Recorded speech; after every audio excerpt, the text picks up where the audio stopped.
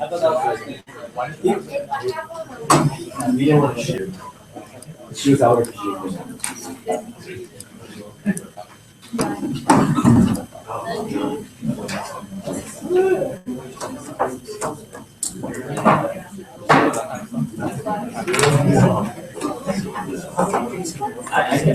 You're all we ran out of those sense of paper.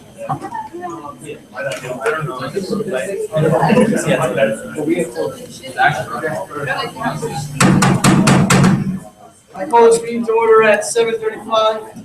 The first item on the agenda is attendance. Senator Undergraduate. Senator Blazin Brown. Senator Blazin Brown. Senator Barad. Here. Senator Chesbeck. Senator DiVirgilio. John, your name's on it. Senator Fang. Here. Senator Ippolito. Present. Senator Jang.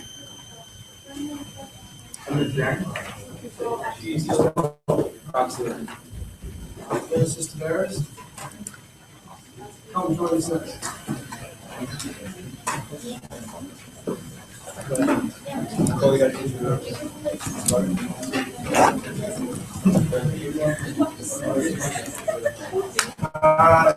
Senator Jang, present by proxy. Mrs. Tavares. Senator Jordan Arnett. Senator Clark. Senator Lachman. Senator Lachman. Senator Lamborghino. Present. Senator Lee. Senator Mealy. Present. Senator Meow. Here. Senator Peterson. Here. TPT Pomeroy. Present. Senator Skomia. Senator Said. Senator Wilkinson. Senator Wilkinson.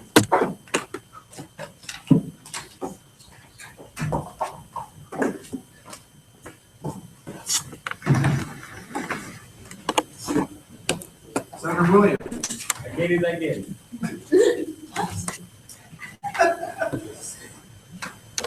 Senator Gemina.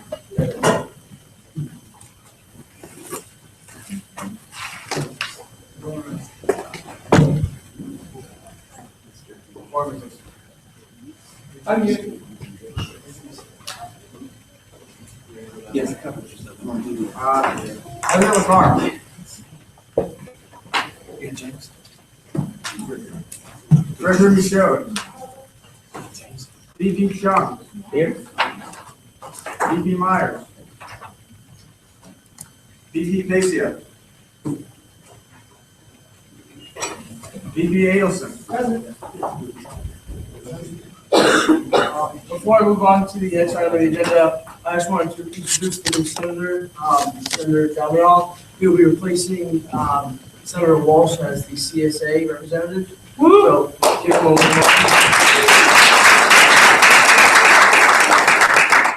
moving on to the next item, the approval of last meeting's minutes. I move to correct the 3 instances where Ahmed Balaji's name is without Mr. to Mr. Ahmed Balaji. Okay. Second. Second by Senator Meow. Are there any objections to that? The motion is approved.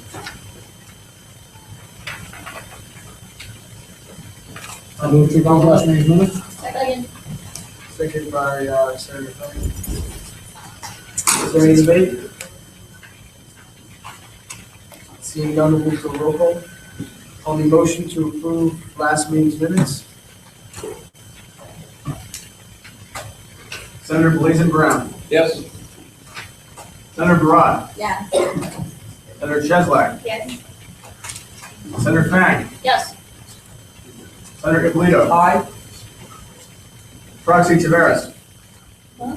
Proxy Tavares. Senator Kumar. Yes. Senator Lamborghino. Aye. Senator Lee. Yes.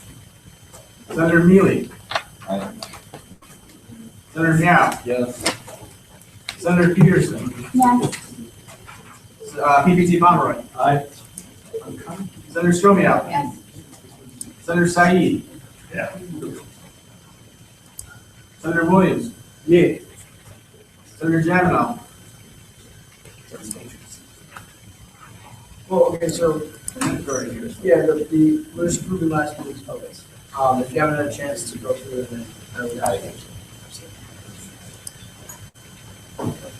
It's okay that you did, you knew. Quiet. On the vote of 16-0-1, the motion passes. Moving on to the next item on the agenda, I would like to welcome Wendy Tang to speak to us about online education. Thank you. Good evening, everybody. Thank you very much, James, and also Steve, to give me this opportunity to come to speak to you, to introduce who I am. I recognize a few faces. Again, my name is Wendy Tang. I'm faculty in computer and electrical engineering. And recently, I have become the associate provost for online education. And that's why I'm here today to, the purpose for this presentation or introduction is for me to introduce myself to you, to tell you a little bit about myself, and also more importantly, to tell you what we envision, what online education is about, and what online education can help to support learning, and also, to provide student support, and maybe more importantly, to hear from you. What do you think of online education? And in fact, I have a website that I have set up and survey in which I would really like to go into it, particularly asking your experience with online education, whether you have taken any online courses and what you think about it, and any comments and advice you can provide for us will be very helpful. But before I do that, perhaps I'm thinking we should go around the table so that I get to know you a little bit better too. So I would like maybe each one of you to tell me a little bit your name, your major, and see if I can write down.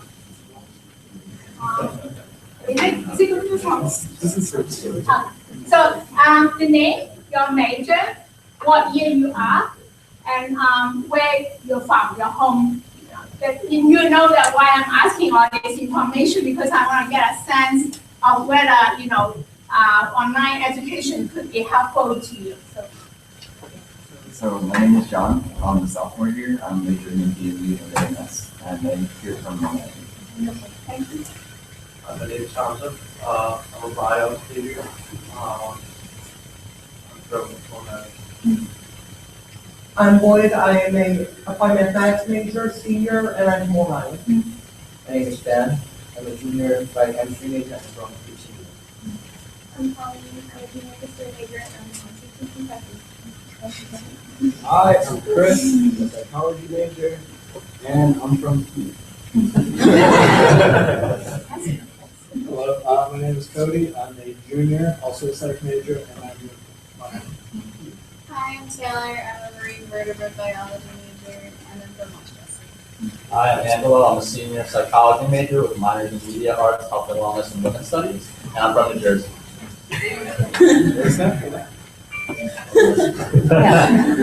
I'm Danny. I am a senior biology major in business, and I'm from New Jersey.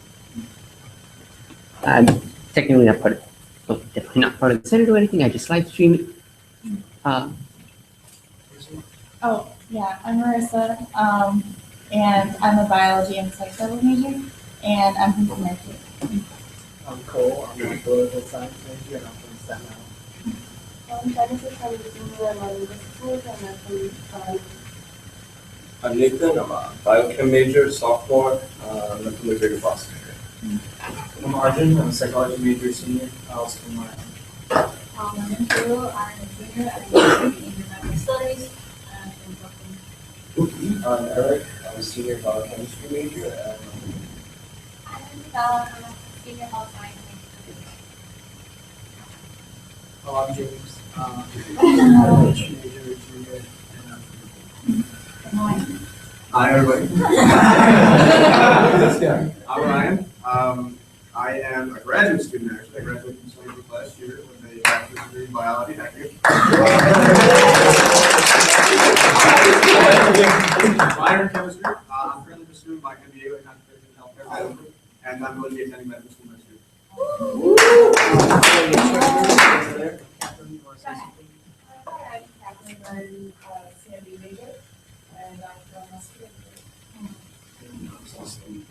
Wendy.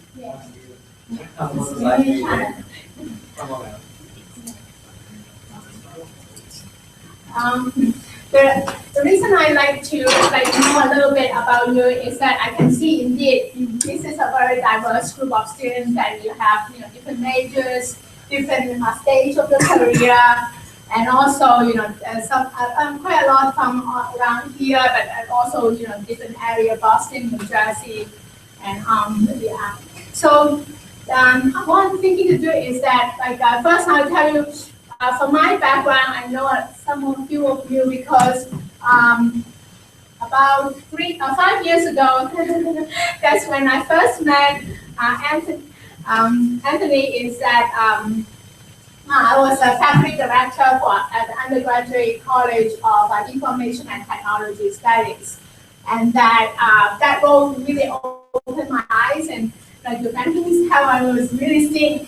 Prior to that, I'm faculty in investment engineering. I teach my courses, talk to students in the department. But then with the ITS experience, really opened up my eyes. I see a lot of the whole how the university operates, the residential area, student services, all come together. And then and then after 2 years in ITS, I switched to the Honors College. I was faculty director there. And again, the same thing, even opened my eyes even more in the sense that in ITS, most of the majors there tend to be in the College of Engineering. And the Honors College is totally all over psychology, history, and what we see in the representative of different majors, same as here. And also, I also started to work with faculty that is also from different disciplines. And for me, it's also eye-opening in the sense that, Stony Brook being a public university has so much to offer. There's so many faculties with so many specialties. One of the faculty from psychology came to give a talk, and then he told us we actually have a bank of brains, human brains, to do research on the world. So this is fascinating to me for someone in engineering. We all do with circuits, communications, signal systems. So all this experience helps me to feel that it's really fun to work with a diverse group of faculty and students because I find out the different perspectives really helps me looking at things. In some cases, like in some task force, and again, I was working with a big group of faculty and students, and I feel like we're working on like a project. Everyone is shining different light on it, and all of a sudden the project comes alive because that with different angles and different perspectives. So that's really helps me to understand the importance of getting perspective from a diverse group of people, and that's part of the reason I'm here today. And that online education, if you ask anyone, maybe say 5 or 6 years ago, it doesn't have a good reputation because, as a matter of fact, in my department, in the electrical engineering, we started an online electrical engineering program in 2006, years ago now. At the time, a lot of faculty were very concerned, that if we graduate students in an online program, then if they don't come up to par in quality, it could affect our on-campus programs. And that's for that reason we deliberately make the program totally separate degree program from the on-campus, just to protect our on-campus students. In case it worked out, we would not affect our on-campus students. But today, of course, the scenario of the landscape is totally different. Online is catching up. In fact, 2 years ago, New York Times declared that it was the year of the Brook. Anybody know what is NET? And Yeah. so is, yes. It's an acronym for something, I don't know what it is, but it's called massively open online course. Yeah, you have it right on target, even you say it. So I took one here, it was for the introduction to traditional arts class. Oh, wow, yes. Really great class, I like it a lot. Yes. And go back and talk about. Yeah, indeed, that book is massive open online courses. Is in fact, the word massive means large number of students. How many students were in your course? So I was looking to the side and I managed a little bit from that. Really bring to my, you got like over 100 people to be like 1,000 in the class with you. Yeah, it could be. I have seen some book like 100,000 students. Can you imagine 100,000? And the fact it's called open is because it's free. You don't pay. Students don't pay. So that's really one of the engines that drives online. But today I'm here is not talking only about MOOC. MOOC is only one kind of online courses. So the reason we are seeing is that we want to use online education as a tool to help you, to help the students, to support your learning and also to improve your experience. How many of you have taken large classes, 100 or more contacts? It should be a lot. I actually anticipate more hands up because we are a public university. And I said that, like, for me, I see that public university has the strength of having a large number of faculty with very diverse backgrounds. But at the same time, it's also very affordable. But the reason it's affordable is because, why are we affordable? How can we afford $5,000-6,000 a year tuition where half of it is charging the $2,000? Taxes, yes. And then yes. The student faculty ratio? Yes, the student faculty ratio usually that's because we have more students. We have 20,000 students on campus, and that some of the private universities could have 5,000 students. The faculty to student ratio is larger for most public universities compared to on average university. And for that reason, that large classes is almost unavoidable. You have to offer large classes. And for most cases in large classes, I have also taught at large class, like with 100 students. I also feel it's very hard for me as an instructor to get to know the students because just humanly impossible for my brain to remember 100 names. I try, but it's very hard. I find out that like about 40 students, I have a class that they do project together with about 10 teams. And it's a capstone, it's a year-long class. So usually by the end of the year, I know all the 10 teams, the 40 or so students. When it gets to 60, it's more challenging. So I have to ask them to put a name tag in between here, and then sit in the same seat, please. So it helps me remember. So, and then with that, I find out I can do maybe 80% of that at the end of the year. But when it gets to 100, it's just very hard to memorize. So sometimes I can't even, for those, a few I will recognize, but some I couldn't even tell if I see them in the hallway whether he or she is in my class. So I feel kind of bad about it, actually. But for me, actually, this is precisely the place I felt online help. How many of you have heard about flipped classroom? What? Maybe I'm trying to flip classroom. I mean, essentially, you're doing learning at home, essentially, oftentimes through like online videos, lectures. So I guess something utilized like our Echo system here. And then you're doing in-class problems. My girlfriend goes to a school that uses it for a lot of their courses. Have you taken such a class?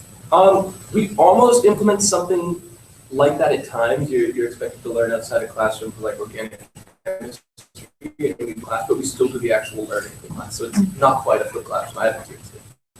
But so indeed, it's a flipped classroom is using in most cases is have student real materials ahead of time. But I wouldn't say that in class we are not learning, but the learning is different. Instead of like a big classroom having the professor lecture 100 students, the student will watch the lecture online prior, and then they will come to class, and at that time, can be breaking down into smaller groups, maybe recitations or different time, meeting time, and have a discussion about the materials you watch prior to the class time. The purpose of that is that obviously to break down the classroom to smaller size, such that discussion become more personal and more interactive.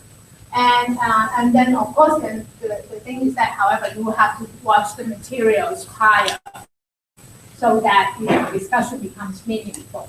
So that is a way to handle usually an alternative one can think of as a large lecture class. So lecturing is in some ways very boring, like one-way information. But if you have 100 students or 200-300 students, it's very hard to pay special attention to individual.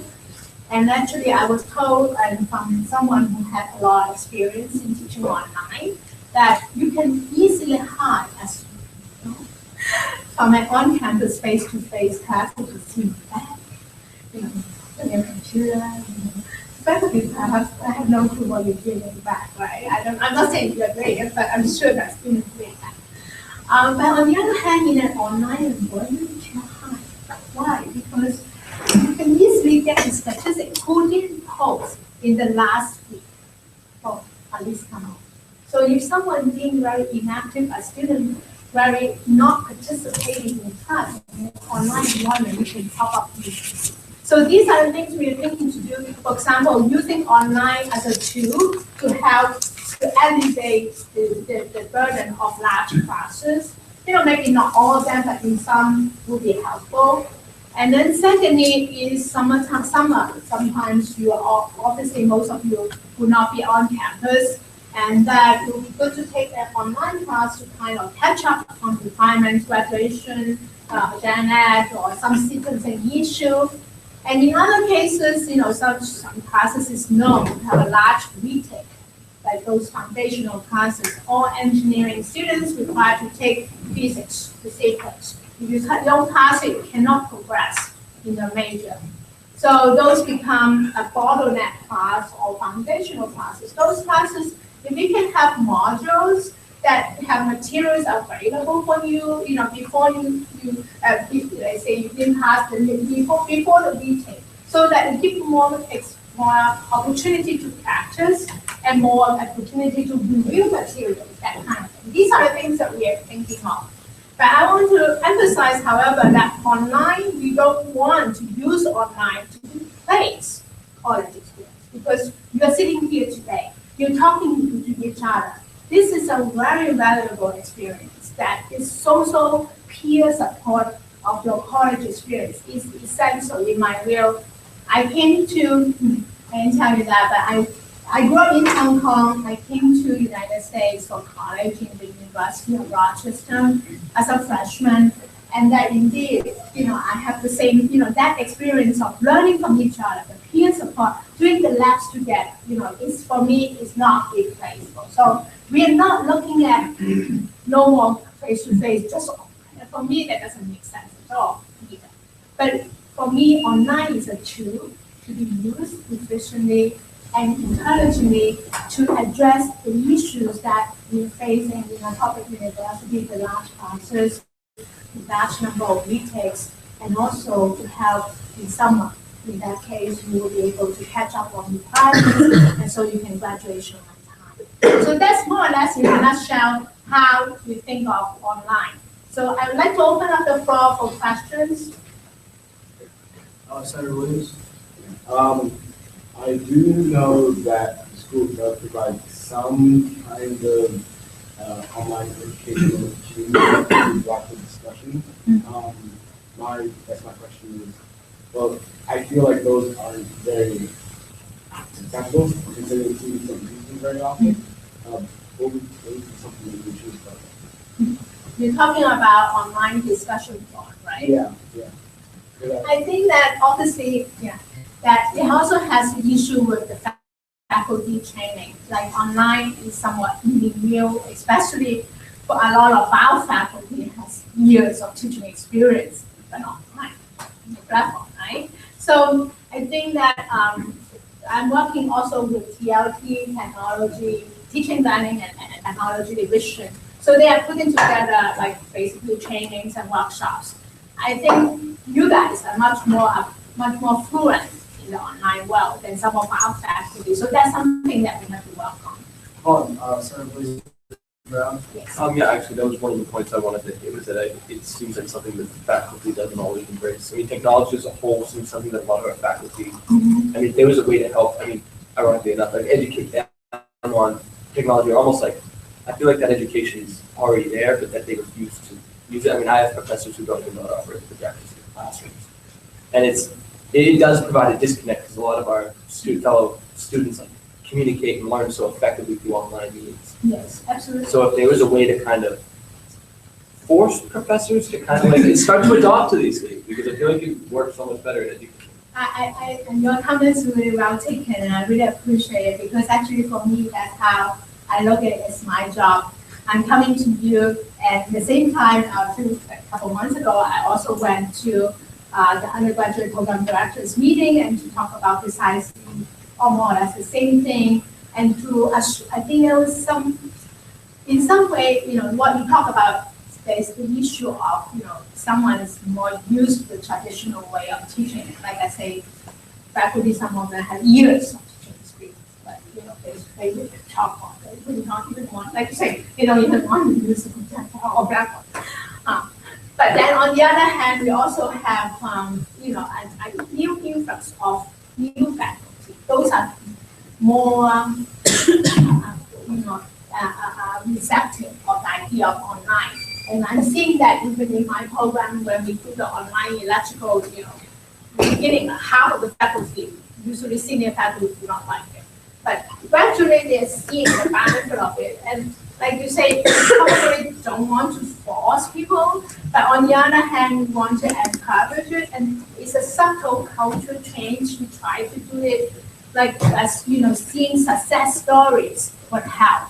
So actually for that, I need your help, like in the sense that, when you have good experience, or even bad feedback, the faculty know that way, these are things that over time, we have to do it in a gradual manner. I don't anticipate something happen overnight, but that I think that hopes and also the online reputation is indeed improving. I think there's a lot more other questions. VP Ilson?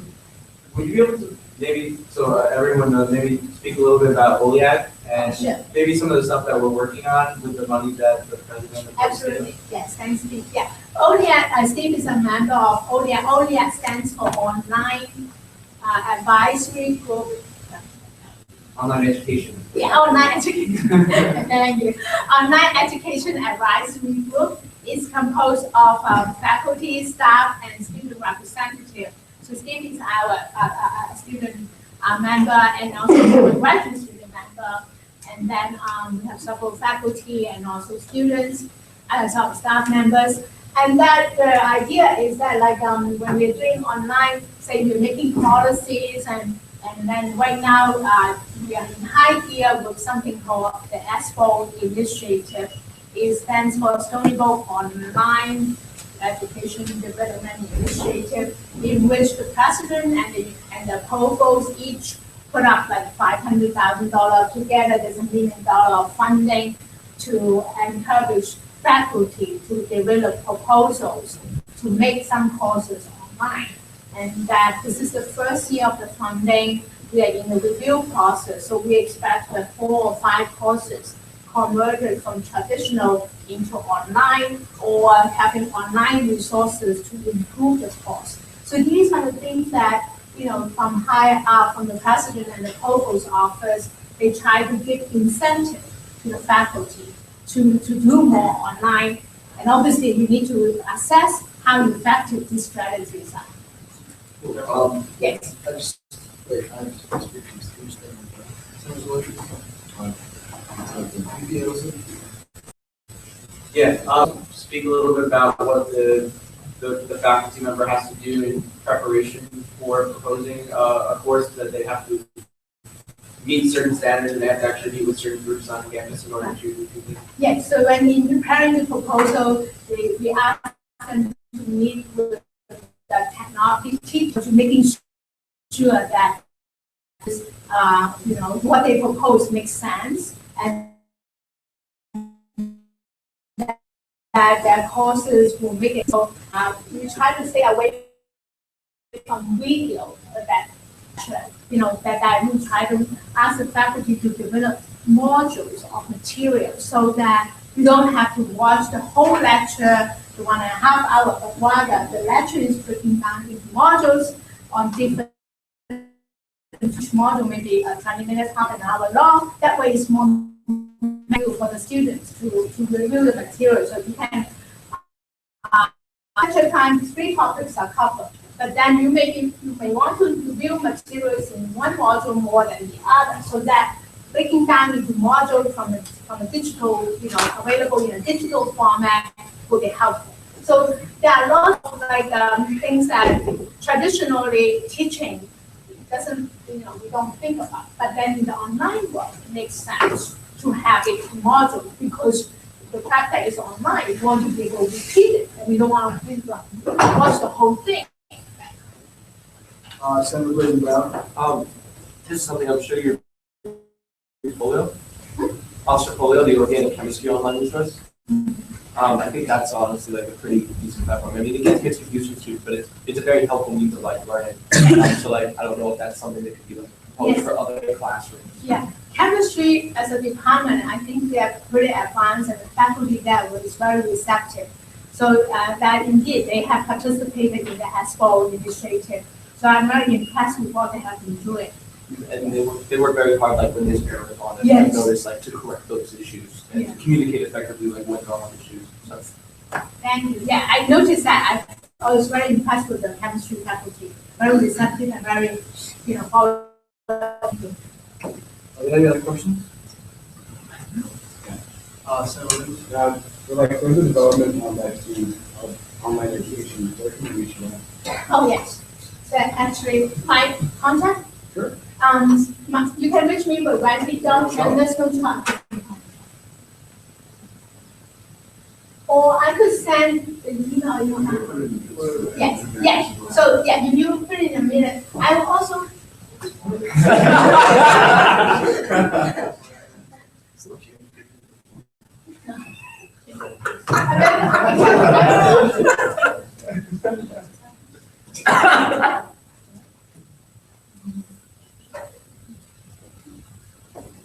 I think the rest of it right? And the last, We like your handwriting. Yeah, it's actually handwriting with another chalk is better than me with the finest pen. So you can reach me with that, and that's really, I will also send along a link. The survey I set up that I want to hear from you, specific experience, maybe how many of you have taken online courses, or do you plan to take some online classes? Do you think it's a good idea? How about the flip model? Do you think that, it would make sense for you, to do that instead of a large class? Yeah, if you want to send me a link, I'll just post it to the center. That would be wonderful. Thank you. I will do that. Yes, I would like to add something to the agenda between sections 5 and 6. You have it? It's a resolution for Stony undergraduate student government to support procurement policy information towards the favoring of verifiably conflict-free products. I can bring that up. As a background, I have a student here who would like to present. Yes, fine. Just repeat your motion. Is there I have a favor, you could just. Thank you.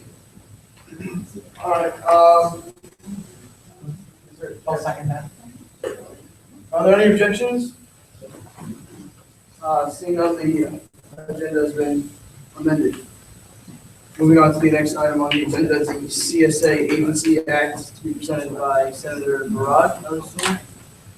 Yeah, so basically, this act to make New York City Association an agency instead of a club is going to be presented by some motion to give.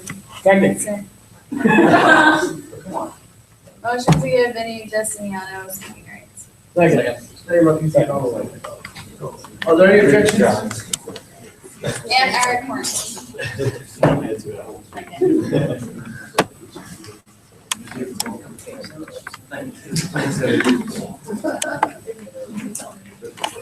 Are there any objections to giving Vinny and Eric speaking rights? Is she giving those out right now? Yeah. Is that what you're giving out, Kathleen? Yep. Did a great job, guys. Why don't you get started? I was on camera. Okay. Also because the FCC will not be pleased. I said the FCC will not be pleased by the Okay. So Either way, basically, the CSA Agency Act is to move us again from club status to agency status on the budget. Realistically, it's not going to change too much for CSA in the very near future, but it gives us potential to grow and evolve in different ways. To give a little bit of historical context behind this, we started discussing this early in the fall semester with Catherine, with Tom, and it seemed like it was just really a smart move for CSA to make.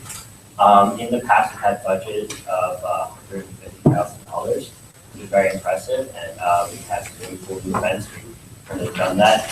And it was personal feeling of myself and of the CSA board, and even of USG to an extent, that we've kind of grown to an extent where we wouldn't be able to go any further, excel, or break through the glass ceiling. So it's just a step to kind of take a step in the direction, make a change. Like I said, realistically, right at the moment, it's not going to change much. The only change that comes into effect immediately, as far as USG is concerned, is that our vouchers will now have a fifth signatory power, which would be our faculty/program advisor, who is under that. However, it gives us the potential to grow and expand in different ways, as I said. We created a programming committee, which is similarly based off of the USG SAV. And looking into next year, it would probably be run by the CSA president, by CSA treasurer, and by various board members. But in the future, it would be something where we'd like it to be similar to USG. In their our executive board that would have their own duties and responsibilities, but it'd be the job of the program committee to worry about events, worry about programs, stuff like that.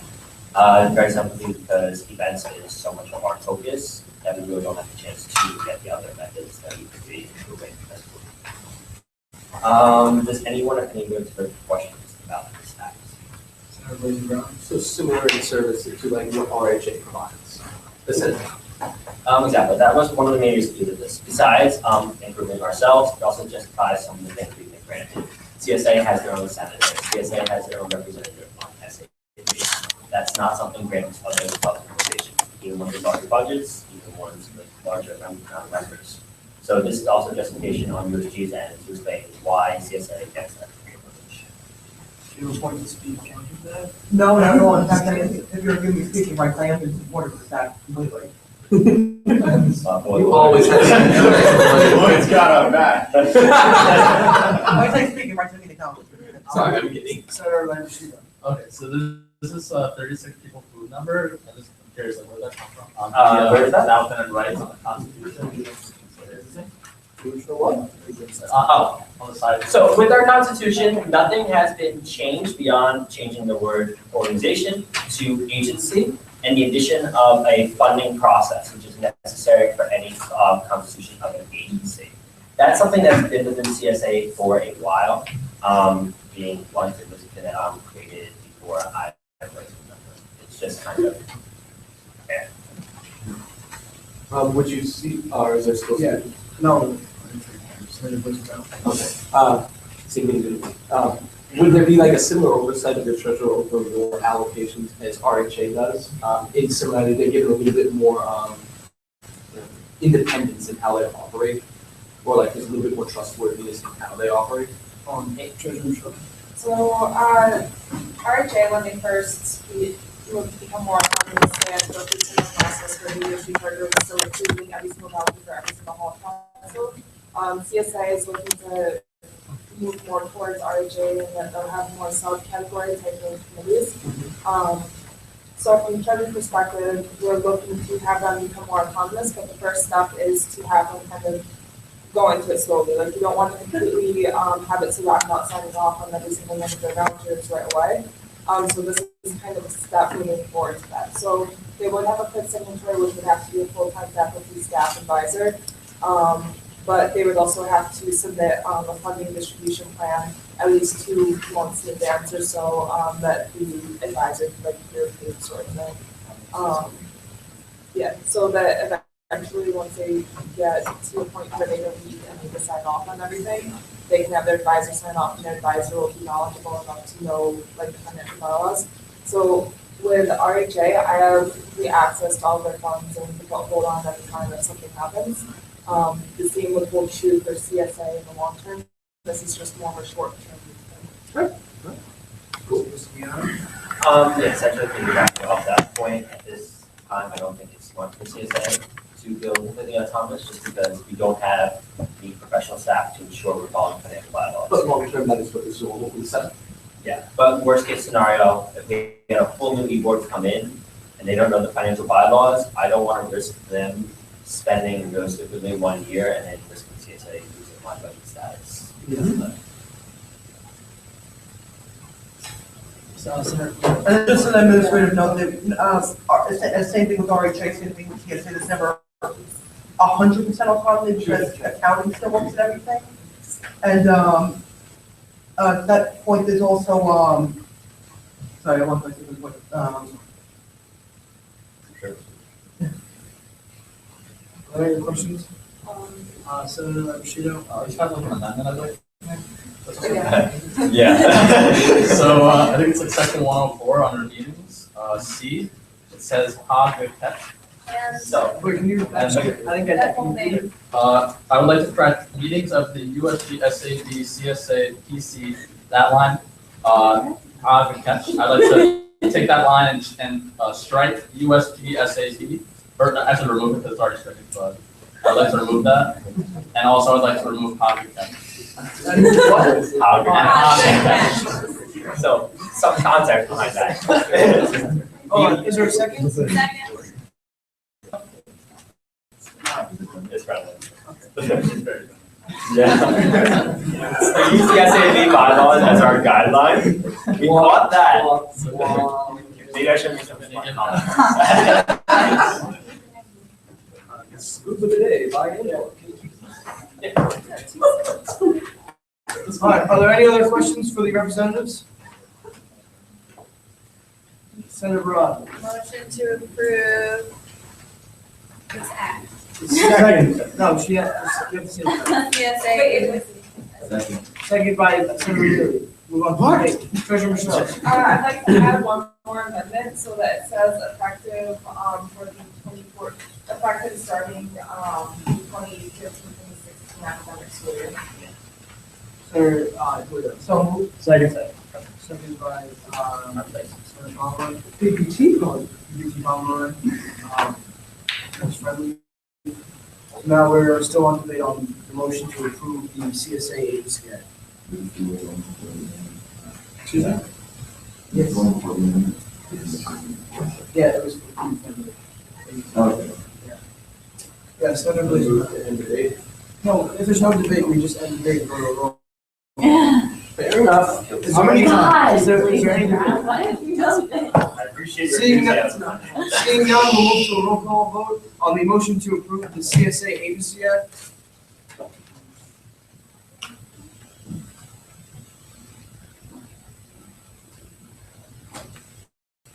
Senator Blazer Brown. Yes.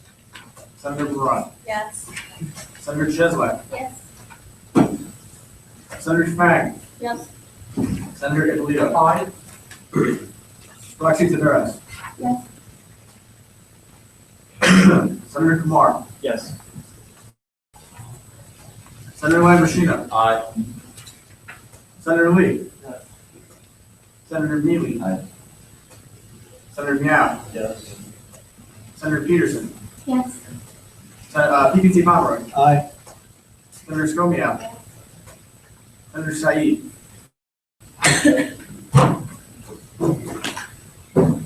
Senator Williams.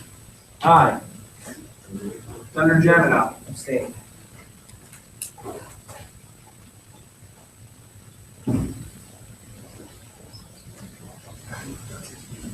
The vote of 16-0-1, the motion passes.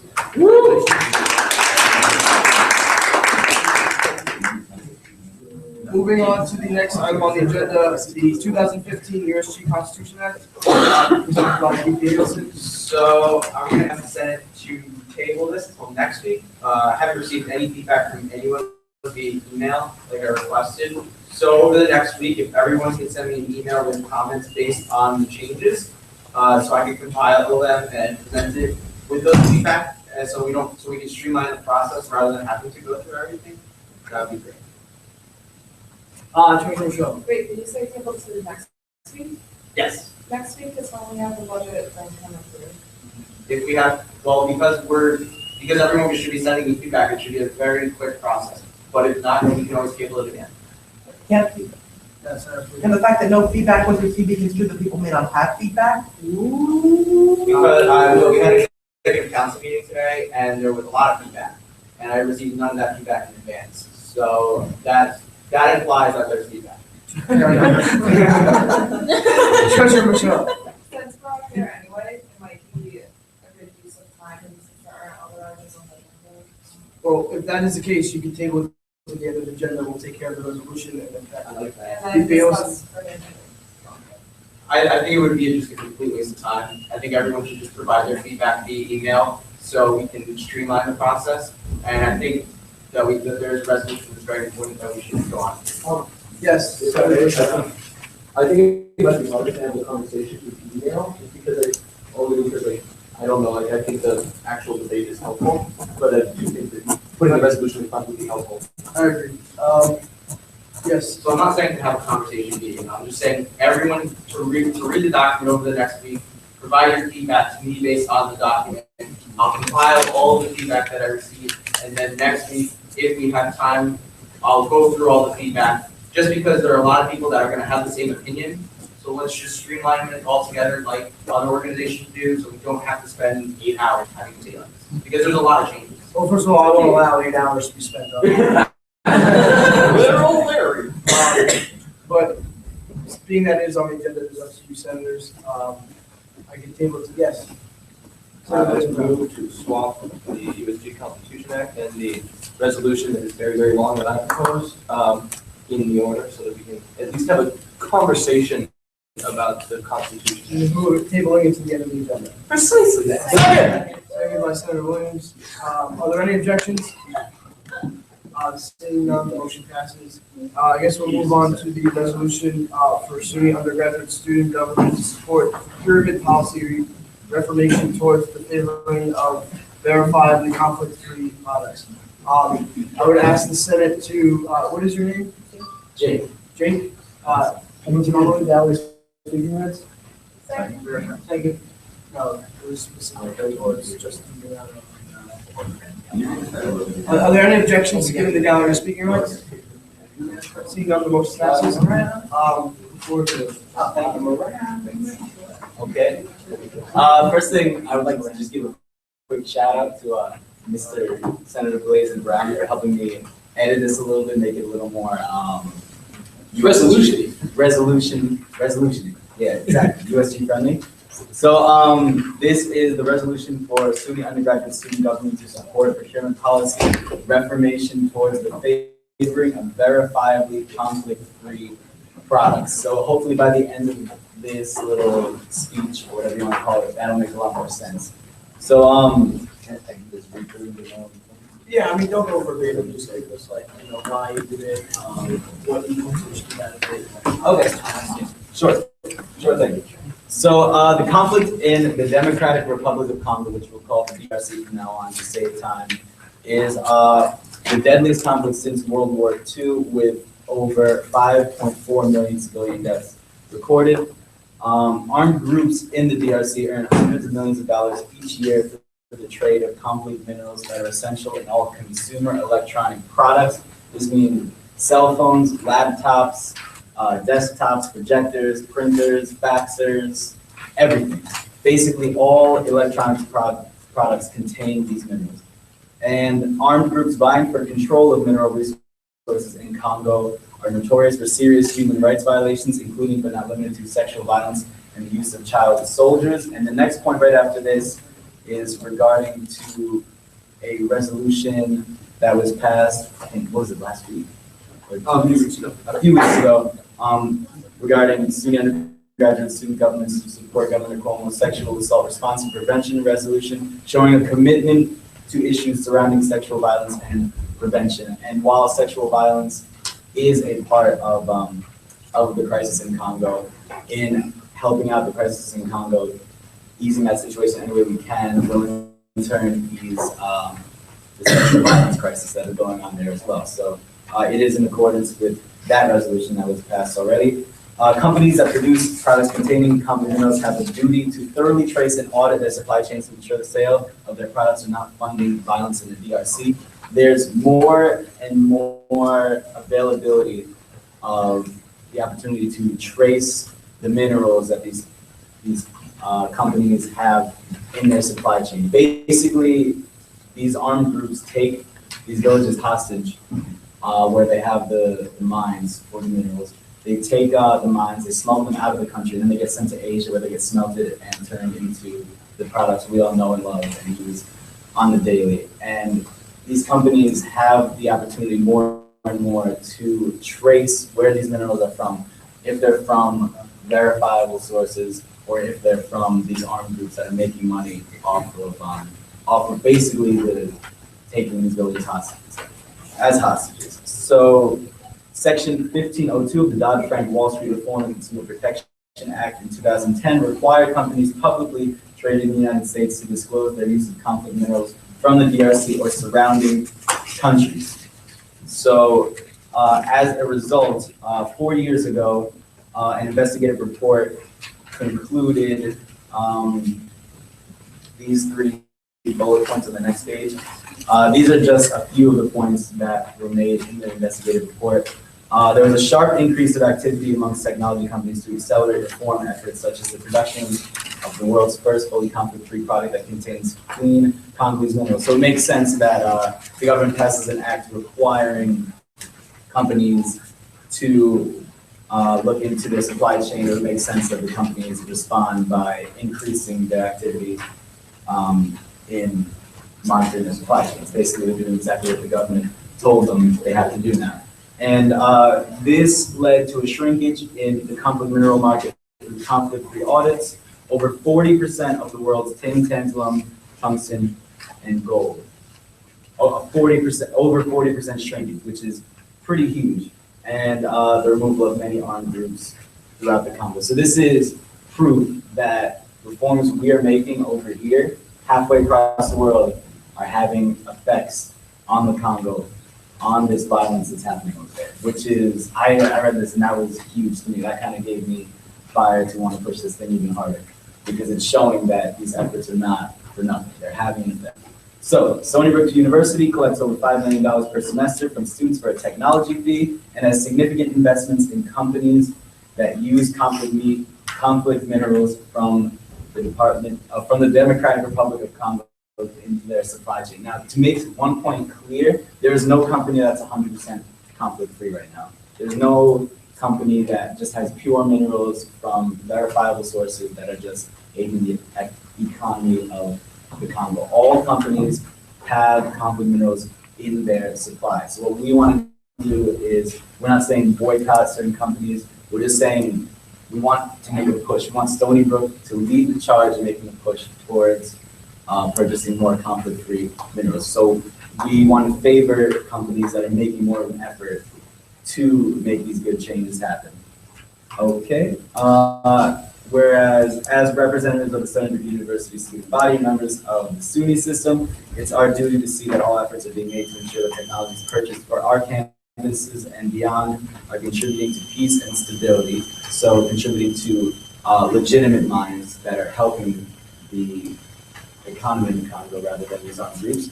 Verbal agreements towards the reformation of current procurement policies has been granted by staff of the procurement office, including the Assistant Vice President for Procurement Services, James Fabian, as well as the Dean of Students and Assistant Vice Presidents for Student Affairs, Timothy Eklund. So I've already spoken to Mr. Fabian, Vice President of Procurement Services, and a few members of his staff, and they have told me this is something they want to see. The thing is, as a state school, all of our purchasing goes through the state. So there's nothing we can do as far as changing our procurement policies here at Stony Brook alone. And I've spoken to Timothy Eckling as well, and he's actually very, very supportive of this movement, which is good to see. So we have administrative support already in place. So resolve that Stony Brook University calls on electronic companies and other industries to take the necessary steps to source conflict-free minerals from the DRC for their products and to contribute to livelihoods projects for Congolese mining communities. So basically, as I've been saying, we want to support legitimate sources for these minerals, support the economy of the Congo, and we want to take the funding away from these armed groups that are perpetuating this violence. Resolve that Stony Brook calls on the State University of New York system, to adopt policy that acknowledges the system's responsibility to leverage institutional consumer power to encourage electronics companies, blah, blah, blah, blah, blah. Basically, what this is saying is that since our purchasing goes through the state, if we, as a SUNY system, not only Stony Brook, at Stony Brook, it would be great, but the big picture that I'm envisioning is coming together as a SUNY system, all the SUNY schools saying to our legislators, to congressmen, to whoever in government, that this is something we want to see not only for our campuses, but for the state of New York, to basically create a better, more socially conscious policy towards what we're purchasing. And resolve that Stony Brook University calls on the SUNY system as a whole, as well as individual SUNY campuses, to support the sourcing of minerals that are conflict-free from the DRC by favoring the purchase of conflict-free products from the DRC as they become available, or by favoring companies making clear and continued progress towards this goal. Basically, we want to see Stony Brook as a front runner towards this SUNY system movement, and hopefully turn into a New York statement. Yes. Oh, I'm sorry. I have two Nielsen's, I started with the speakers list deals. Two things. First, like I told you already, it's fantastic. And two, what are sort of the brands that are kind of in compliance with what you're Well, there's actually a really great graph that has a bunch of companies, and it has rankings as to the progress they've made towards reforming their policies more socially conscious, basically. Intel, in particular, there's one bullet point up here: the production of the world's first fully conflict-free product that contains clean Congolese minerals. That was a product created by Intel. So Intel is pretty good. Apple, HP are both. I think that those are our two main companies we purchased from here at Stony Brook. Those are pretty good. Some of the worst ones, a lot of the camera companies are really bad. Yeah, Nikon, Canon, those are like interactive. I'll put the graph on. But the main point is that certain companies are making changes, and we want to encourage that. Because like I said before, there's no company that's 100% conflict-free, 100% in compliance, as well as they could be. Senator Peterson? Well, first of all, I have social justice project in high school, so I'm really excited about this. But that's in New York now. And also, I was wondering if this was going to be brought up at like SUNY Assembly, if you're making it a SUNY movement, or are we just starting at SUNY Brook right now? I'm actually trying to Nathan can. So, Jim came to me and he was interested in doing this, and it's something that we could propose on the floor at SUNY Assembly, which I think would be a good thing. It would be proposed on the floor, so it would have to be approved by the other schools to be added to the agenda in a similar way that I had added to the agenda here. But it is possible to bring it to the floor there. It hasn't gone through prior approval, but it always doesn't always move. If I remember correctly, Max's resolution was proposed on the floor and passed. So, yes, that's the goal. We can always yak about it. And then like people will be like, oh yeah, that. As I said, 100% willing to drive up to Binghamton myself and crashing friends' place every day and propose this. Because honestly, like, I don't know if this is really official, but this movement has come quite a long way in the past, like, month or two. And that was very minimally due to my efforts. It literally was just things were falling into place, kind of around, around the movement, and I'm not gonna get corny. But yeah. Can you talk about, kind of piggybacking off of what Stony asked you, I guess countries where these materials should be coming from? Oh, well, it's not so much different countries purchasing from. Basically, there are armed groups that are controlling mines that harvest the minerals, smuggle the minerals out of the country, and then send them to Asia to get smelted, refined, and put into the products. There are legitimate.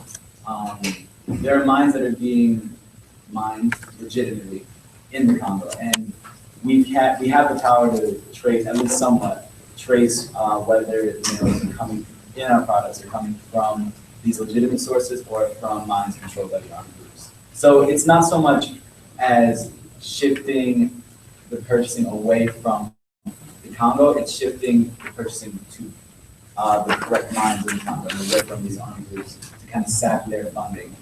Would the prices be different? Would the prices be different? Yeah.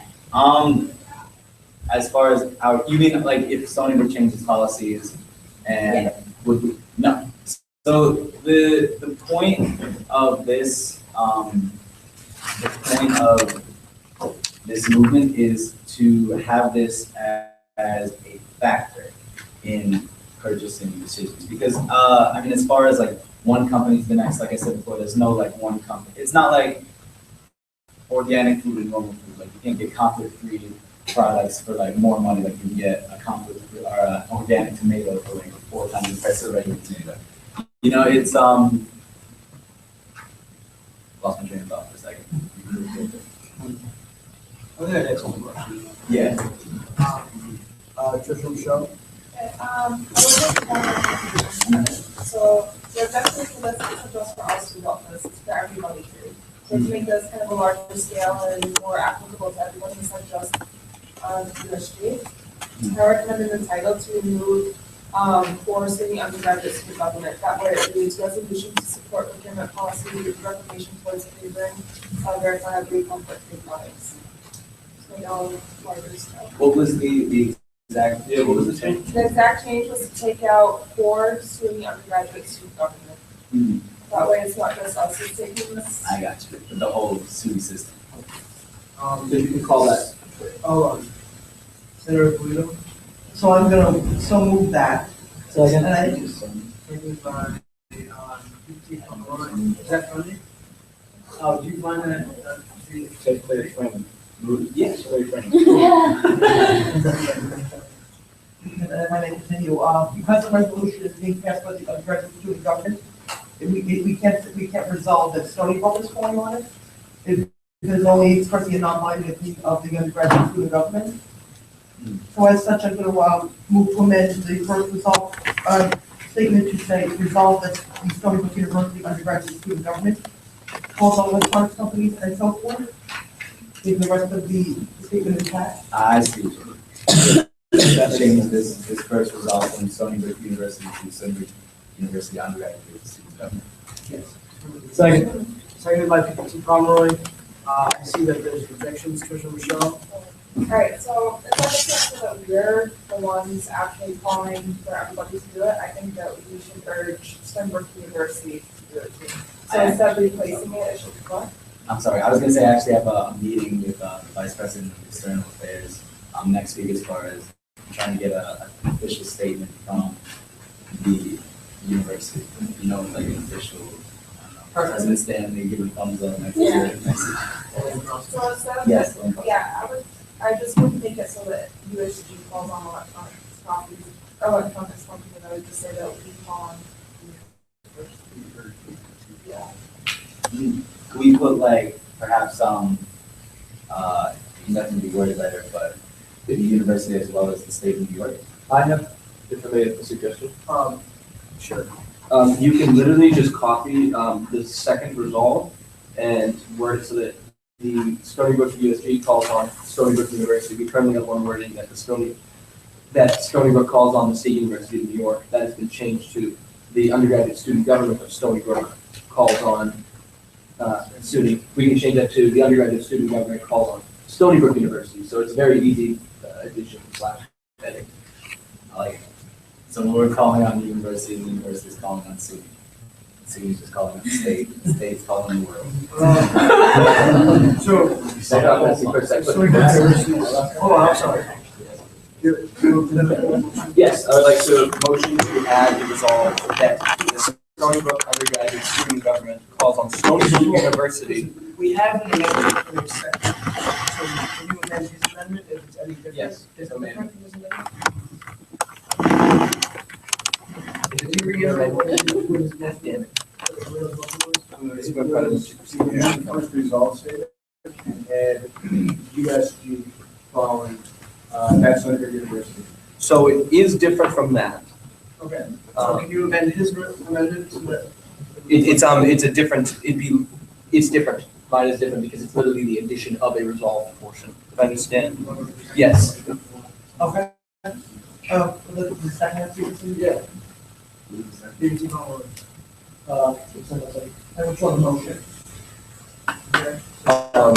If I understand correctly, just to clarify, your resolve was to add to the first resolve, correct, Lloyd? No, all of it.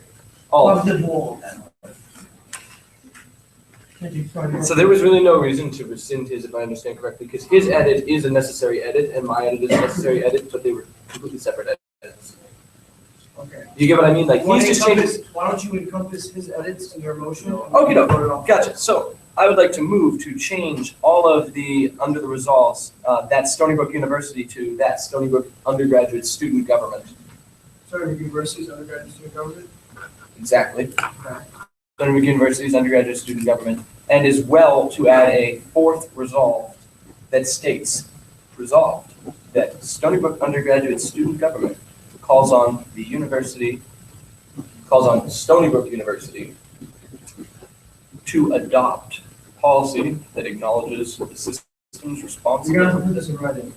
Yeah, I can put it in writing. I can actually like re-edit it. I have access to that. I can Put it re-edit in writing right now and I'll announce it as a motion in a second. Sweet.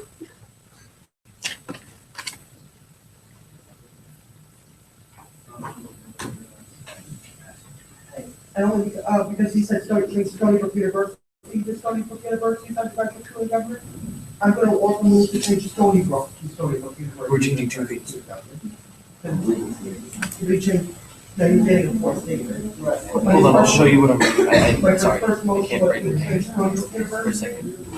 And there's, it's just a Stony Brook. Right. So We just changed that. Okay. So everybody here's Lloyd's motion while he's writing that one. Is there a second? Second. Seconded by Senator Gallo. Is this one to add university after Stony? Yeah. For some.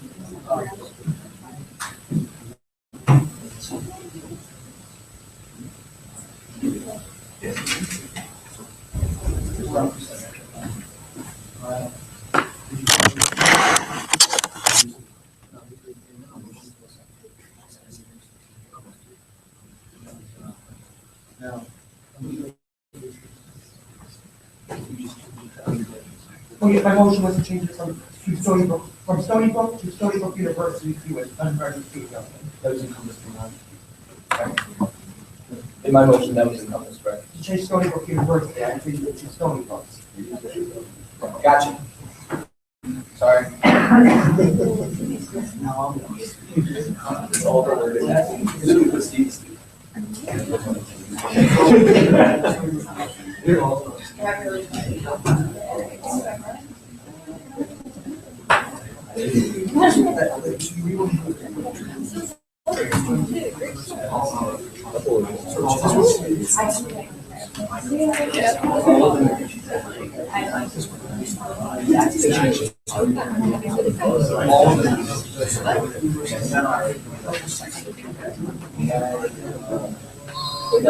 I just give you one?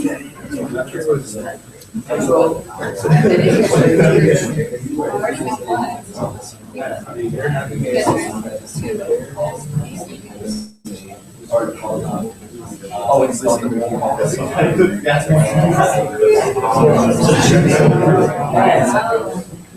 As well as the. And you can rather than making them separate. Let's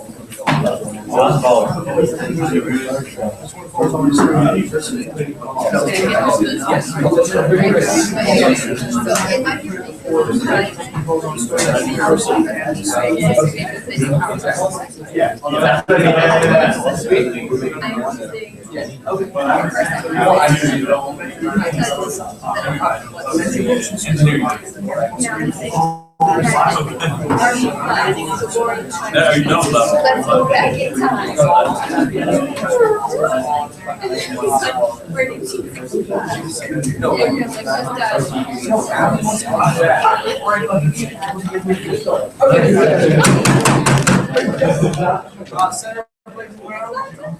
So there is an amendment to, I'm just gonna make an amendment to my motion so that. Hey, guys, can I step wide, please? Hey. So instead of making it a fourth resolve, we are just going to add to, if you look at the second resolve, it says the Stony Brook Undergraduate Student Government calls on the State University of New York. Before State University of New York, it is going to say Stony Brook University and State University of New York. Which is there a second? Second. By Senator Williams. Yeah. Are there any other amendments or question statements? Are there any motions? Senator Polito? I move to approve the resolution resolution, thank you, to support procurement policy reformation towards the favoring of verifiable non-monetary products. Second. Second by Senator Williams.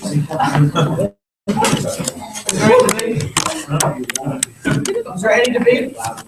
Seeing none, we'll move to a roll call on the motion to approve the resolution to support procurement policy reformation towards the favoring of verifiably conflict-free products.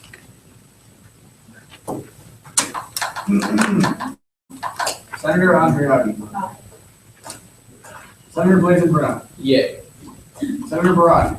Yes. Senator Cheslak. Yes. Senator Fang. Yes. Senator Polito. Aye. Roxy Taveras. Yes. Senator Kumar. Yes. Senator Lakshmanan. Yeah. Senator Lamborghini. Aye. Senator Mealy. Aye.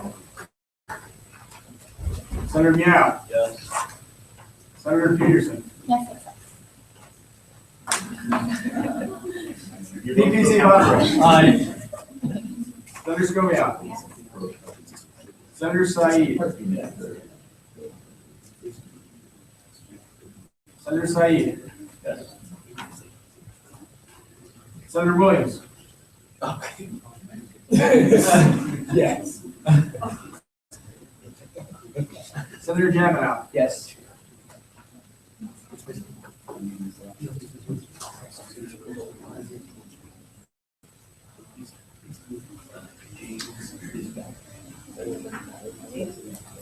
The vote of 18-0-0, the motion passes.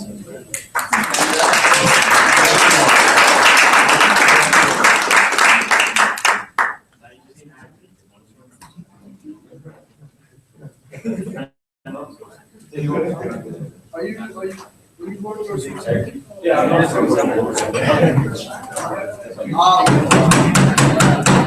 Moving on to the next item on the agenda, the 2015 Constitution Act. There we go. Yes. Before we move on to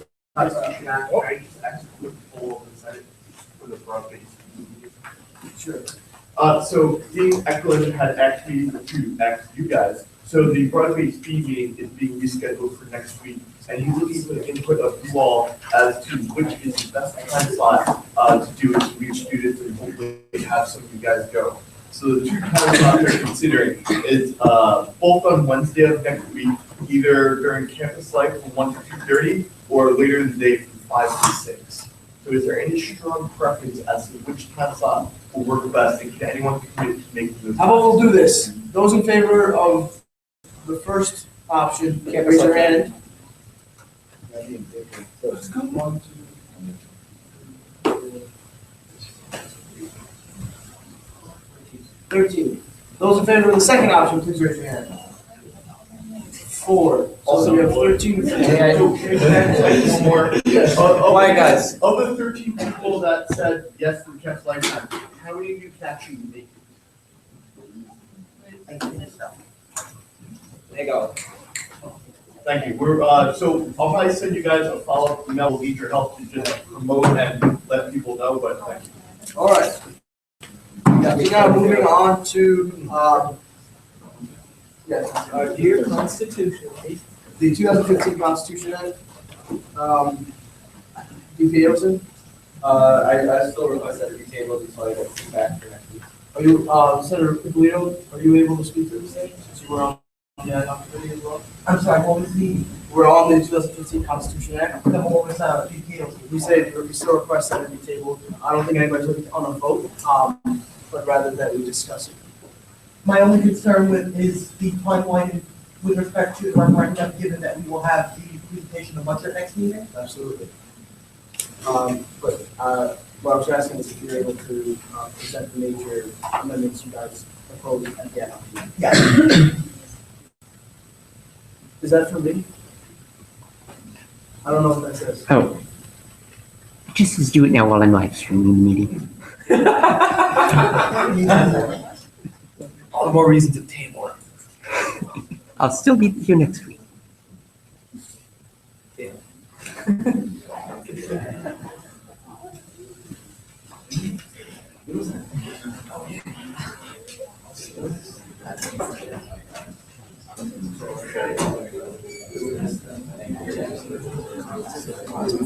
don't have to have someone.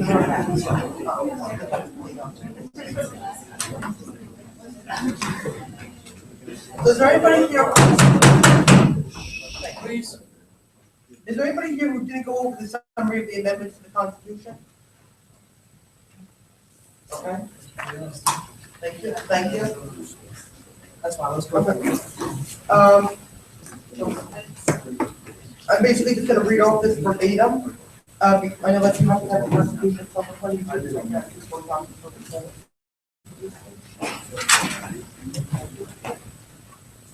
Okay, the first change is Article 6, which is. Yes, Article 6 is now included in Section 4, but I don't know if something has those articles there. I believe Article 4 is entitled Senate. Article 4 is entitled Legislative Branch, and Article 6, well, Article 6 of the old Constitution. Article 3, Section 3 of Article 3, which is Executive Council, or possible Executive Branch.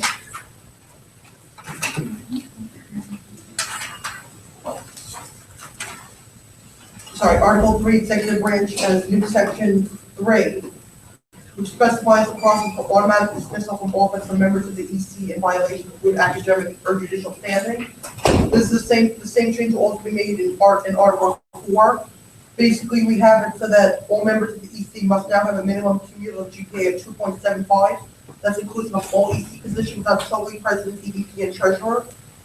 GPA checks would occur before placement on the ballot, before assuming office, and before the beginning of each semester, including summer and winter, and before appointment, if that's appropriate.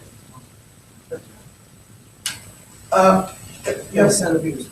When is this going to affect, like, would this affect people who are already on? Currently, no. Yes. Since it would be voted on while it goes on the ballot, or being voted on, they won't be. So that's, if you look at the actual act, the act basically makes an exception to that for the next year. I'm sorry, I want to read your document related to this. So it's going to take place in the 2016 general election proceedings as it says in the act itself. So I guess, if I may, Yes. the longest debate that took place at our EC meeting was in regard to this rule, because it moves the threshold higher. Some argue that you would be receiving the same representation that you once were. So this is where the greatest disagreement regarded. I just thought I should bring that up. So I'll turn to Michelle. Wait, sorry, one second. It's section 3. Are you referring to in the Constitution or the summary of amendments? Constitution, Article 3, Section 3. It's page 5. It's the beginning of the section. Okay, so on that part, just for clarification, it only says president and treasurer for 2.5. It doesn't say anything about others. In section 2, it clarifies that for the other positions as well. The reason it's broken out separately is, I believe it had to do with other stipulations for the position. But with respect to the GPA and judicial checks, those are consistent among both. Okay, so the reason why they're separated in the first place is the difference between having 1 semester experience, having a 10 for 1 semester versus 2 semesters for the treasurer and president position. Okay, so as a point of information, what we've been discussing today's executive council meeting was that there was concern with certain people in the group that raising it, the GPA level to 2.75 would make it so that we might not be able to represent people with lower GPAs as much. The general concern was, not general concern, but there were ideas floating around that maybe making it so that across the board, there are several recommendations. So one was making all GPA requirements a 2, others making it 2.5 across the board for everybody, what currently is percentages and what currently is for vice presidents. So I just wanted to kind of give you guys a little bit of a background on what was discussed. Nothing was actually brought to an overall consensus, but those were some of the ideas we put. Senator Peterson. Well, I know, like, even as a senator, like, it's a lot of work along the way to do it, and I know, like, especially, like, being on the executive council, it's a lot more demanding, especially, like, treasurer. So, I think, and in regards to other clubs I'm in, the GPA for e-board is higher than the GPA for regular. And I feel like it's already enough of a time commitment. I feel like maybe you shouldn't be taking that position if you shouldn't be running for that position if your GPA is that low. Because you're risking it going down.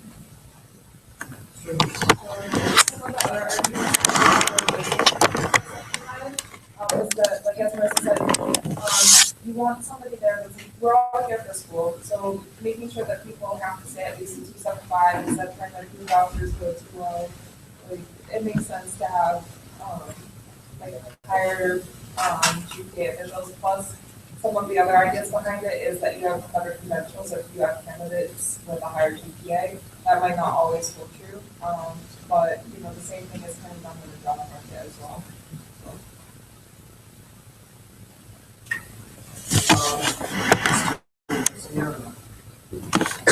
So I understand why just having a really good academic standing and above 2.0 makes sense, because you don't want to risk having someone president, vice president, and to fail out of the university. But the argument I've made is that, like it was stated, you are missing out on certain views and opinions that really well-educated, informed, and really seems to do a good job with the GPA. And I mean, just because it's just different. What I'm trying to say is that Peasants versus aristocrats. yeah, pretty much. That's only what I got. I'm going to struggle. I'm going to have different issues with the class and someone who's a 4.0 student. They might be more concerned with the amount of students in the class. Other concerned with teacher quality and something like that. And you miss out on that perspective if you only have like-minded individuals in this area. Duly noted. Treasurer Brock. Treasurer Brock.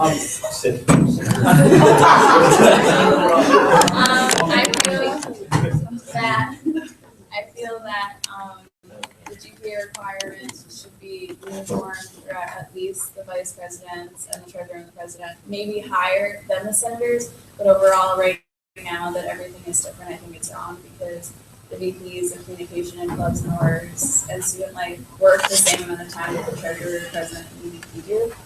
So their GPAs would be theoretically impacted in the same way. So they should be uniform. I don't really have an argument for whether it should be a 2.75 or 2. Senator Shaw.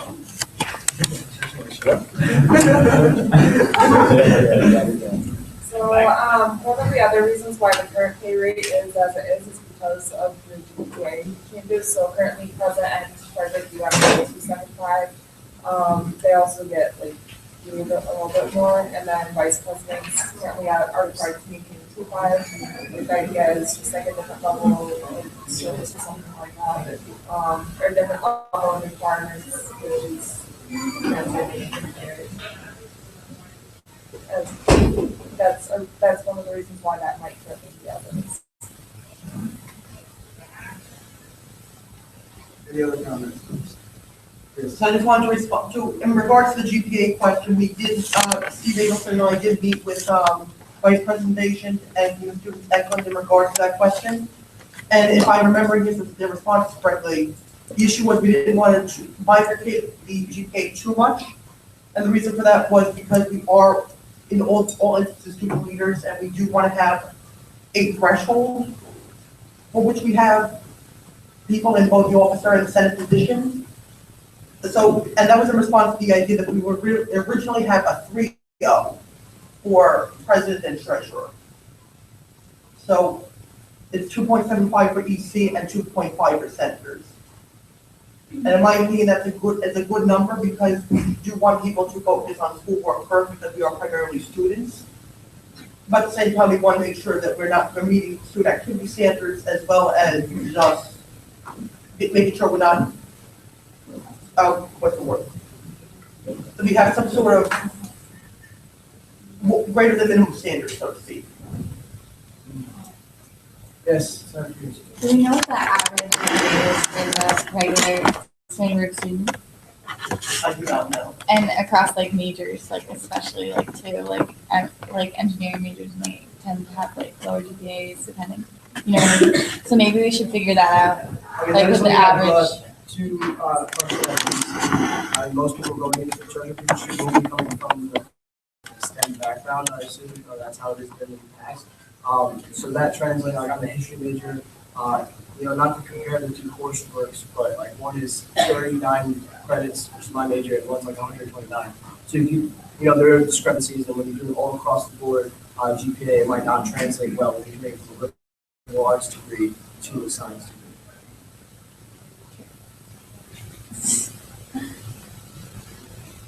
Okay, good judicial GPA checks would be, sorry, I said that. So we added, like I said, we added judicial standing, and good judicial standing is defined for academic, judicial, and integrity bodies, as well as the university's Office of University Community Standards. And this is new, no person may be elected to the same position as a member of the EC for 2 consecutive terms in office. Meaning that you don't need to do senator, treasurer, president, but you put to treasurer, for instance. Section 5 of Article 3, term and office and compensation outlines the office hours do not explicitly need to be completed in the USG suite, or the actions outside the USG suite must be for the fulfillment of one's duties and responsibilities. Section 6 of Article 3, duties and responsibilities of the Executive Council, now explicitly outlines each member of the EC has a defined office, which supports staff necessary to fulfill one's duties and responsibilities.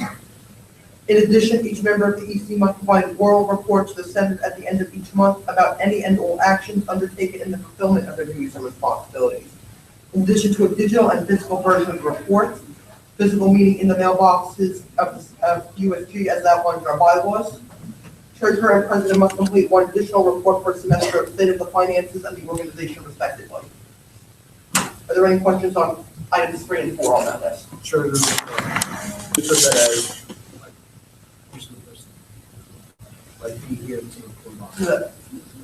She's right.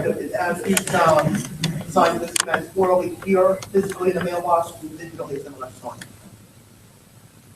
Also, currently, the charter doesn't give a monthly report. Currently, they give a monthly grant report. So I don't know if you guys want to have a monthly report on how many vouchers you process. It might get a little dry. It's not real. Obviously, it's really an issue, but it takes some time to make, and also takes some time to read the listen to. Plus, all of our finances and things like that are on the computer. So anyone at any time can go and repost it. We are now on item 5, section 7 of article 3, duties and responsibilities of board members of the EC. For the president, including the procedure of vetoing. For the president, we now have included a procedure for vetoing legislation as opposed to it being outlined elsewhere. The VP of Academic Affairs specifies this person as a liaison and representative to administration, faculty, and professional staff for academic reasons, as opposed to originally being for all reasons, obvious conflict with the president originally. Outlines this person will coordinate all external committee appointments. The VP of Club, The VP of Club Board specifies this person will provide guidance and leadership for all clubs, organizations, and entities under the purview of SSC. The VP of Communications specifies this person will create materials to enhance the overall receptiveness of information the organization disseminates, and that this person will maintain all mediums and platforms of communication for the USG. Section 8 of Article 3, meetings of the EC now specifies that all voting members of the EC must attend all meetings unless excused in accordance with our bylaws. Section 2 of Article 4, we're now in the legislative branch, restructures the voting membership of the Senate such that for each 1,000 undergraduate students enrolled in their first major, said constituency will be eligible to elect a voting member to the Senate. This allows for retroactive addition of new voting centers when a constituency meets the next threshold. Which I believe now add College of Businesses to have a senator. Any other school, and I didn't specify what.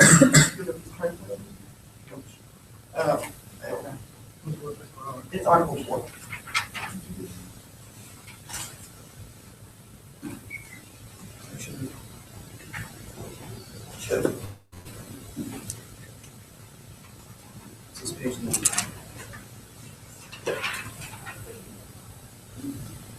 So it would be, it's College of Arts and Sciences, College of Business because their numbers currently meet the threshold, College of Engineering and Applied Sciences, Health Sciences, School of Journalism, and School of Marine and Atmospheric Sciences, threshold of 1,000 students.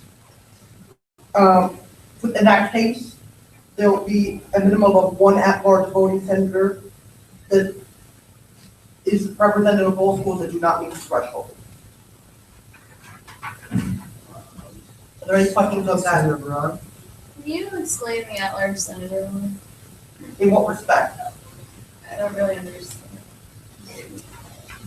Okay, so basically that is representative of all students in schools and colleges that do not have the minimum of 1,000 senators, 1,000 people in the major to get their own senator.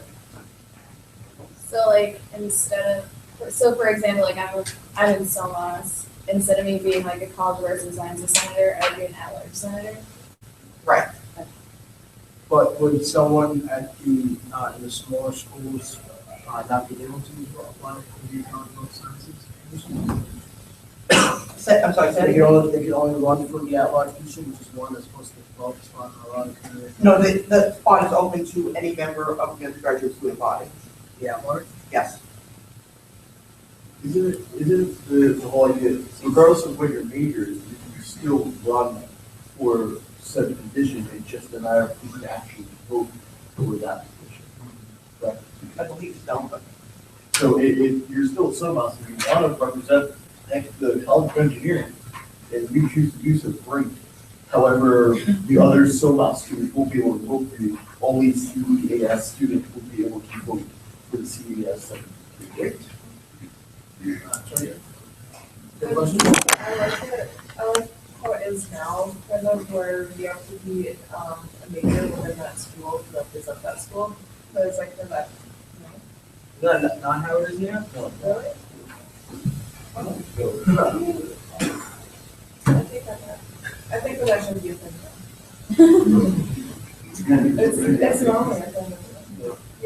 You've never done checks as a choose correlate whether or not the current major they're enrolled in is accurate major. I didn't push it properly. In the school. I just asked you guys what it was and put that on the side.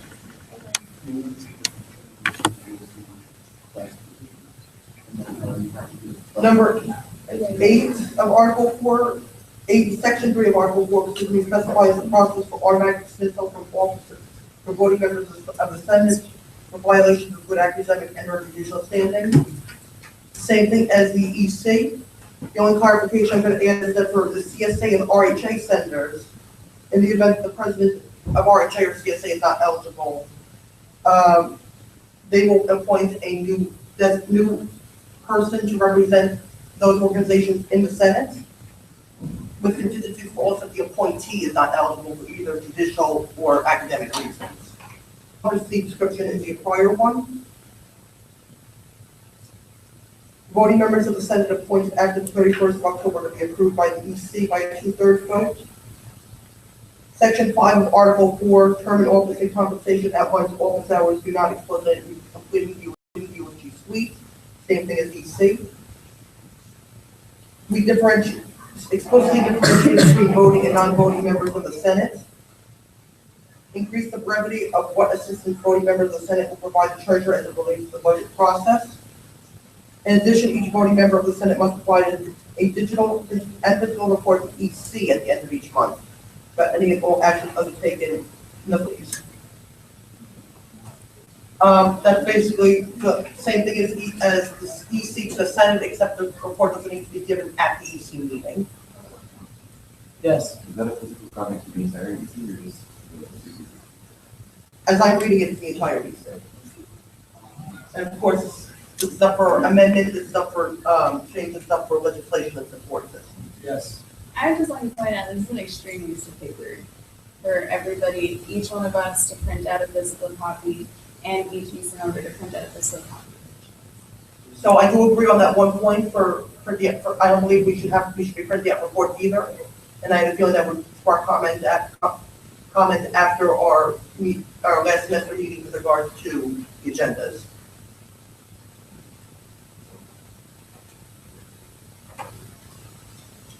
Section 7 of Article 4, I'm sorry, Section 8 of Article 4. Yes, Senator Williams. So, I think we're on the same wavelength. We make amendments to what you guys are trying to do in terms of removing the physical copies from both DC and the Senate. Yeah, so and everyone, you're right as a senator to do so. Cool. So I'd like to. Before you do this pass EC already? Okay. No, I'm sorry, go ahead. Cool. So I'd like to move to remove physical copies from both the EC and anything when it comes to their duties and taking their appointment. I mean, you want me to be more specific? Only because it wasn't right. If you could encompass that, the general terms, then so be it. So removing physical copies from required distribution from all parts of the Constitution. So moved. Section 6 and 15. Sections.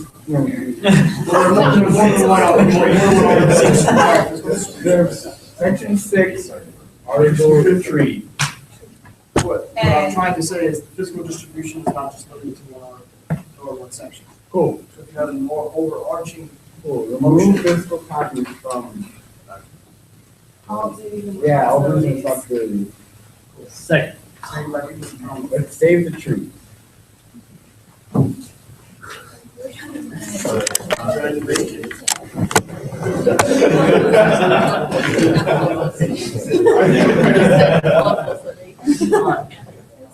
Is there any debate? Just a point of clarification. Yeah. For that, would there be an alternative like for digital copies at least? Or digital Yeah, market, it's in there. correct, we're not, remain. Any debate? Yes. Can there be something about requiring that the digital copies also be published to the website? There's already an act where all documents need to be published on the website. We had that last semester. Has it taken effect? Yes. You can find all EC and Senate reports to the Google Drive. Okay, those, but, Those are what we're referencing now. okay. Yeah. Also just in general, USG documents. Some of them aren't on the website. Let's hold in on the argument that's present. We're in debate whether to remove physical copies of the reports that are at the end of the month. Are there any other debate in regard to those? Seeing none, we'll go to a roll call of the motion to remove physical copies from duties and responsibilities. Senator Undergraduate. Yes.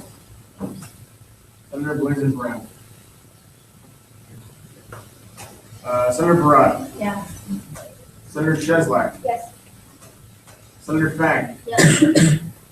Senator Ippolito. Yes. Proxy Taveras. Yeah. Yes? Yes. Senator Kumar. Yes. Senator Lakshmana. Yes. Senator Lamborghini. Aye. Senator Mealy. Aye. Senator Meow. Yes. Senator Peterson. Yeah. Senator, PPT Conroy. Aye. Senator Scomial. Senator Said. Yes. Senator Williams. Aye. Senator Jaminow. Yes.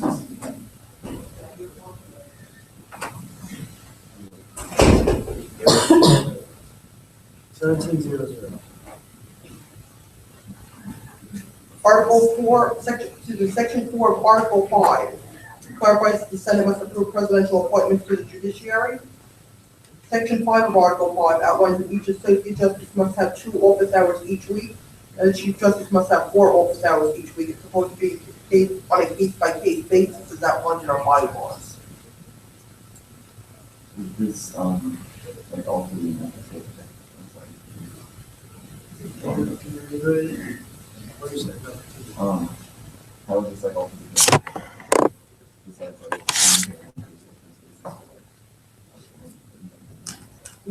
Treasurer Michelle? Judiciary? I cannot hear you. He's referring to the act that we passed that they usually get paid on a case-by-case basis. Now they get a stipend. And I feel like. What would be the difference in?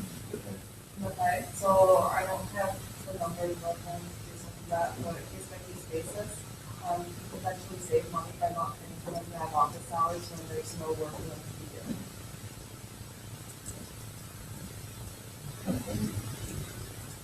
doing. He's in agreement.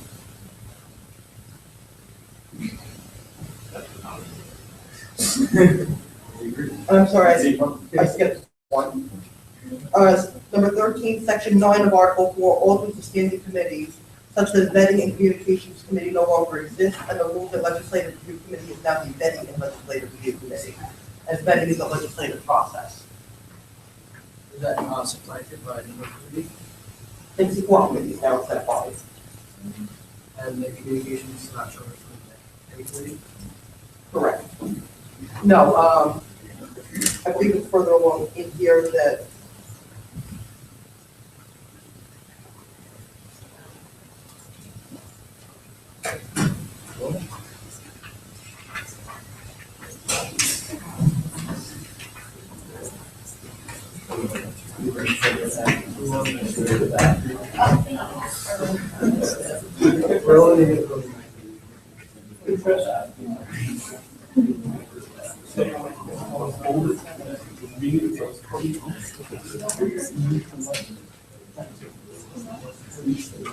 Unless the senators feel otherwise, we're just gonna go to 9:30 until the meeting ends. Whatever material we covered, we covered. The rest, just review on your own and send recommendations to the team.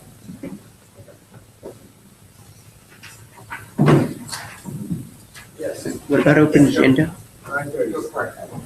9:30. What do we can do? Section 7 of Article 5, duties and responsibilities of members of the judiciary outlines that all justices must review the constitutions of clubs, boards, and entities in order to ensure compliance on an annual basis. In addition, associate justices will provide a digital and physical report up to the study of their actions with their chief justice, also providing an oral report to the Senate. The chief justice will also report the minutes of meetings of the judiciary. Article 6, external representation was extracted from other articles of the Constitution and specifies that all voting members of the Senate must sit on at least one external committee at Stony Brook University, and all members of the USG and members of the undergraduate student body are also encouraged to do so. For the FSA, clarifies the appointment of 2 non-presidential appointed representatives appointed by the Senate. Hold on. Tom, is that gonna conflict with New York State minimum wage laws? What was the, is now in addition to the senator project, they are required to sit on at least one external committee. Senator. I mean, hopefully the stipend time hourly pay rate, so it depends on the you guys dictate how much hours we necessarily, but I can see. Trevor? I think it's kind of similar to how the EC is, so all of our responsibilities are listed, but there's no possible way to actually complete them in 15 hours. I think it's kind of similar to what's happening with students, like, senator stipends. What's been noted in the past is that senators they're supposed to be advocating for students, which is one of the big reasons why the projects came along, so that now that you guys are, it creates, accountability for kind of what you're doing. So this, I think, is another additional step that some people think that, Senate can be taken already, but they're looking to add in. That's just kind of like the viewpoint from. I was wondering, you're probably gonna complement that already with your projects. Many senators are sitting on committees just to, progress their projects. But just from a legality perspective. Yeah, a lot of communities also don't meet each week. So for example, like campus rec advisory board or snake community advisory board, I used to sit on that. That was like a month, or it used to be once a month. I think now at most it's like once every other week if we need it.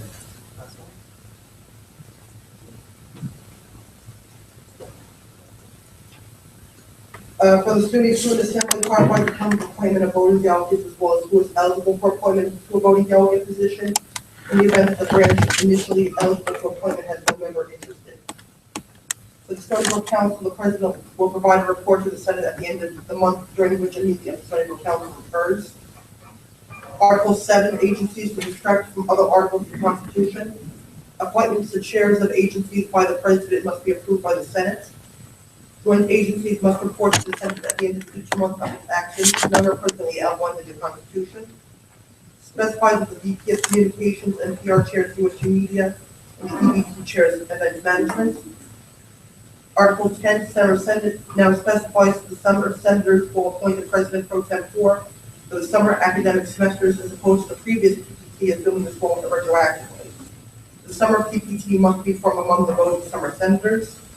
Summer Senate will function in accordance with the regular Senate, excluding the frequency of meetings. However, office hours and other commitments must be adhered to as applicable. Are there any questions? So seeing as how we, if I may, if we have less than 8 minutes left, my recommendation is not to vote on this tonight, but to reflect on this and come up with any other amendments that you may have. Yes.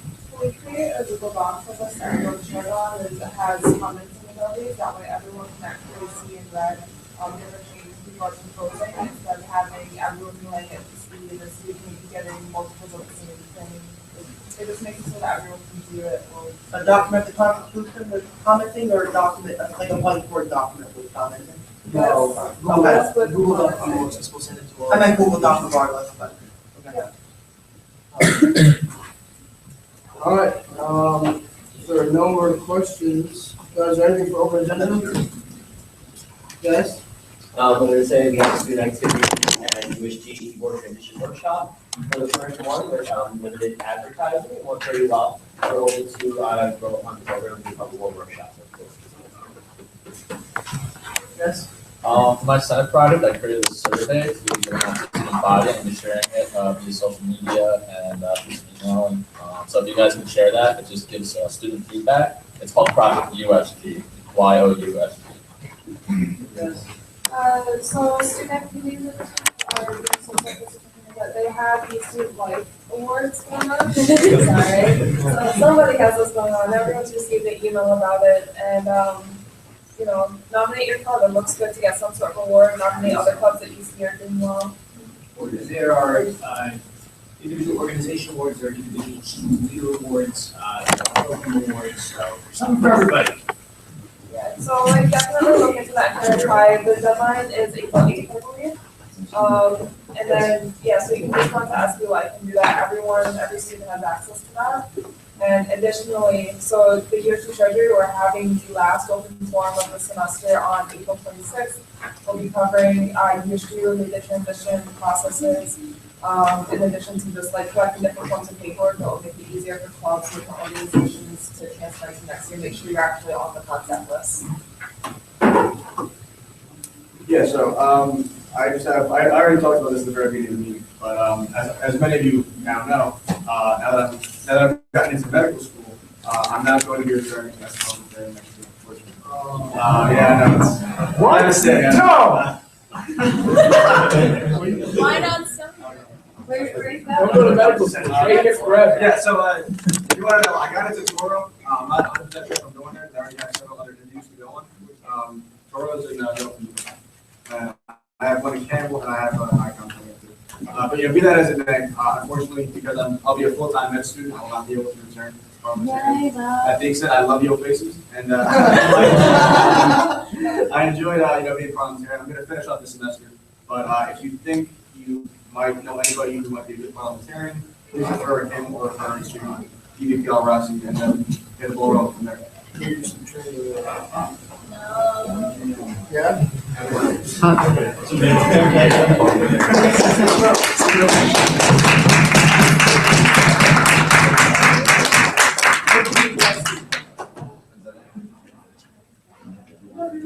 What? On college? And they cannot be an undergraduate student. That's what you said. Yes, Kyle? So what is the status of the grant pool? I don't recall there being a grant report lately. So grants aren't being accepted anymore. The deadline is to have them basically by the end of the semester. Currently there is 36,000 remaining. And that's not accounting for what's going to be spent. Okay. When was the last grant report? It was put at the beginning of this month. Ken? So we're showing Unbroken tomorrow in the Staff Auditorium. I think it starts at 7:30. So tell your friends and come join us. We'll be there. Oh my God. Hold on. Ariel. Okay. What was that? I said, not this month, not April. On my end, can you guys just start spreading the word about Ralph Regatta? The link is on the website. We've had some progress, but this is like the start of time, just starting to get nice out to start getting those boats registered. Ken? I think I just said Staff Auditorium. It's going to be in Union Auditorium. Or Auditorium. Yeah. All right. Motion to adjourn. Oh, second. So anybody else? Help me put away put back the desks as they were.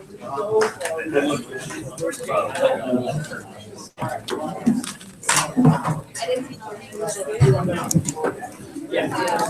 Oh, God. You want to see how bad I told Matt was 18 on your birthday? No, she was 18 scary. Kyle, yeah, he woke up on his information. By 13, I got